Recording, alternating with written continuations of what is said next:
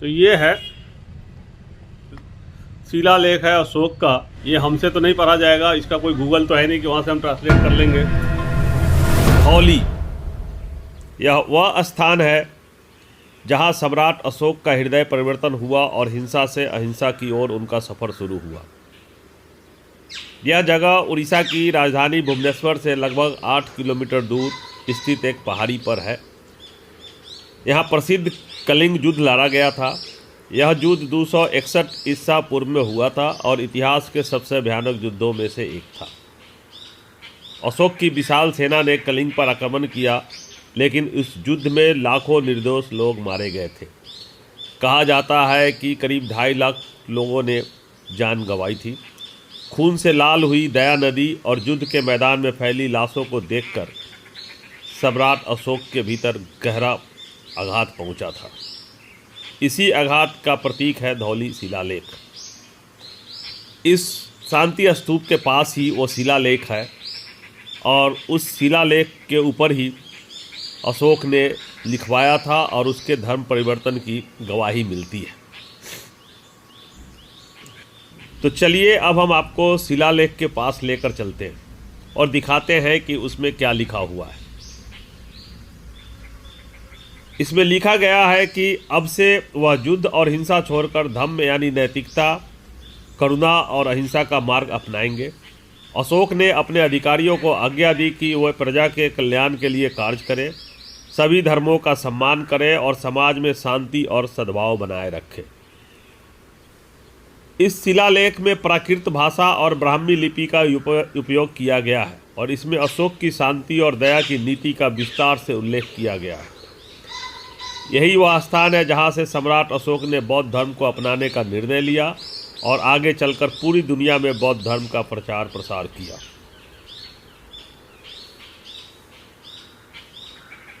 आज धौली शिलालेख केवल एक ऐतिहासिक स्मारक ही नहीं बल्कि मानवता के लिए एक महत्वपूर्ण संदेश भी है कि युद्ध और हिंसा से कुछ हासिल नहीं होता, बल्कि सच्ची शक्ति करुणा और अहिंसा में होती है। तो दोस्तों, अगली बार जब आप उड़ीसा आएँ तो धौली की पहाड़ियों पर बने इस ऐतिहासिक स्थल को जरूर देखें और उस क्षण को महसूस करें जिसने इतिहास की धारा को बदल दिया। सोचिए, इससे पहले अशोक ने कितने युद्ध लड़े होंगे और कितने लोगों के खून बहाए होंगे, लेकिन कलिंग के युद्ध ने सब कुछ बदल कर रख दिया और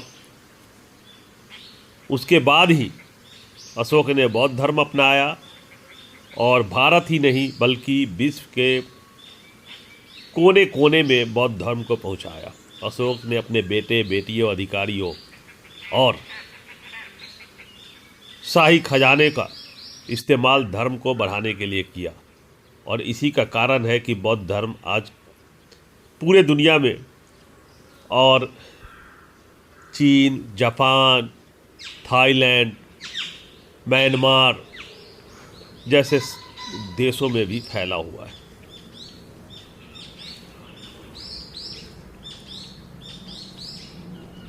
अहिंसा, शांति, प्यार से सब कुछ हासिल किया जा सकता है।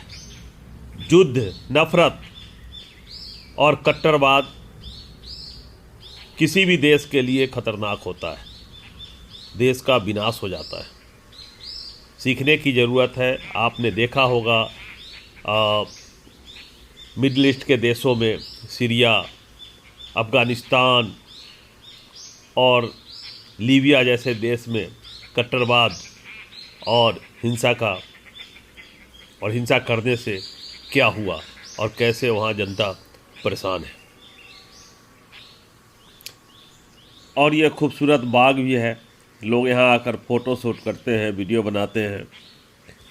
बड़ा ही मनमोहक दृश्य है, बड़ा सुंदर दिखाई दे रहा है। बड़े बड़े पत्थर भी हैं, तो आप लोग भी देखिए।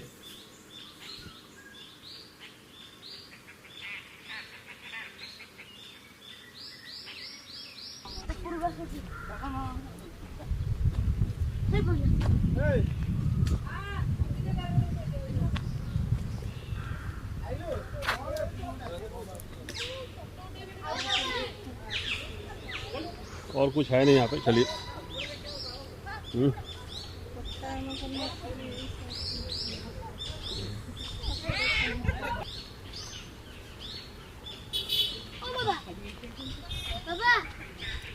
आइए ना, नीचे आइए।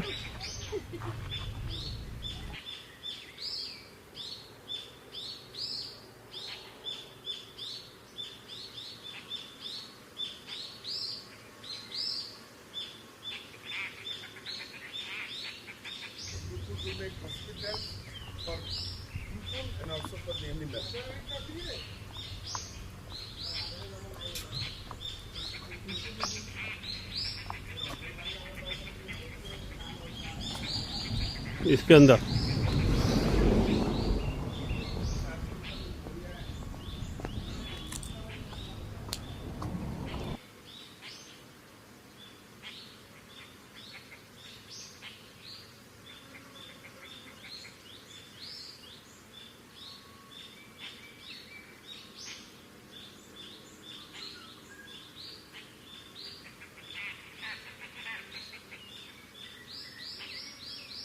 तो ये है शिलालेख अभिषेक, शिलालेख है अशोक का, लिखा हुआ है। इसको पढ़ा गया है, किसी ने उसको पढ़ने की कोशिश की और पढ़ के जो वह लिखा हुआ है, अब उसने क्या पढ़ा, उसने क्या लिखा, वो तो लिखने पढ़ने वाला जाने। ये हमसे तो नहीं पढ़ा जाएगा, इसका कोई गूगल तो है नहीं कि वहाँ से हम ट्रांसलेट कर लेंगे, ठीक है। तो जिस किसी ने भी वहाँ लिख दिया है उसी को मानना पड़ेगा कि इस पत्थर पे ये लिखा हुआ, इसको बचा के रखा गया है अशोक के शिलालेख को, ठीक है। तो ये है अशोका पिलर का एडिट, और फिर वो यहाँ से चला जाता है गाड़ी लेके, और फिर हम चल देते हो। हाँ,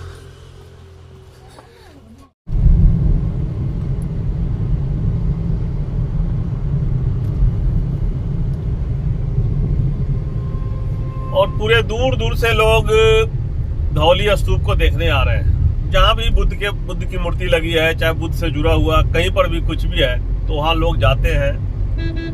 देखता हूँ कि सब जाते हैं सिर्फ फोटो वीडियो लिया और निकल लिया। यही नदी में दिख रहा है। हाँ, वही नहीं तो दूसरी चीज है। ये धौली में भी बहुत सारे लोग आए हुए हैं और सबके सब फोटो वीडियो खींचने में व्यस्त है। वहाँ तो कुछ लोग तो एकदम वेडिंग वाला फोटो शूट हो रहा था जैसा लग रहा है। लेकिन कोई भी बुद्ध के धर्म को, बुद्ध ने जो कहा था उसकी बातों को कोई नहीं अपना रहा, सिर्फ फोटो वीडियो। कैसे काम चलेगा? बुद्ध ने कहा कि हिंसा मत करो, प्रेम की नीति अपनाओ, नफरत मत फैलाओ, मानव में भेद मत करो, मतलब कि जातिवाद मत करो। तुम्हारे लिए तो जैसे तुम हो मानव हो, उसी तरह दूसरे भी मानव है। जो पिछड़े, दलित, आदिवासी जो आजकल नाम दिया गया है वो भी मानव है।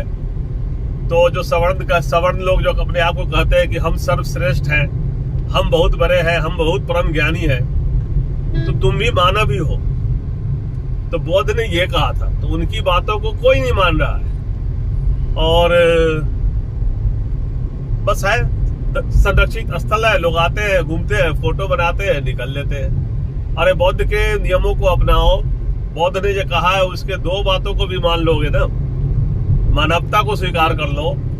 और इस भारत से 4 राज्यों से मैं कह रहा हूँ, बिहार, उत्तर प्रदेश, मध्य प्रदेश और राजस्थान, ये 4 राज्य अगर चाहे तो पूरा भारत फिर से सोने की चिड़िया बन सकता है। लेकिन इन 4 राज्य के जो जातिवादी है, अब जातिवादी में के नाम लेते ही लोगों को लगता है कि दूसरे जातिवादी नहीं, मैं सवर्ण की भी बात कर रहा हूँ। सवर्ण ने जो गैंग बना लिया है, ब्राह्मण, भूमिहार, क्षत्रिय और बनिया मिलके, और ये पूरे देश पर उनका भी कब्जा है, दबदबा है।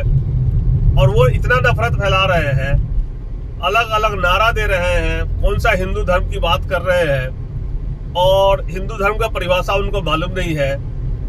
जब तुम्हारे अंदर मानवता ही नहीं है तो किस धर्म की बात कर रहे हो? किसी भी धर्म में नफरत नहीं सिखाया गया।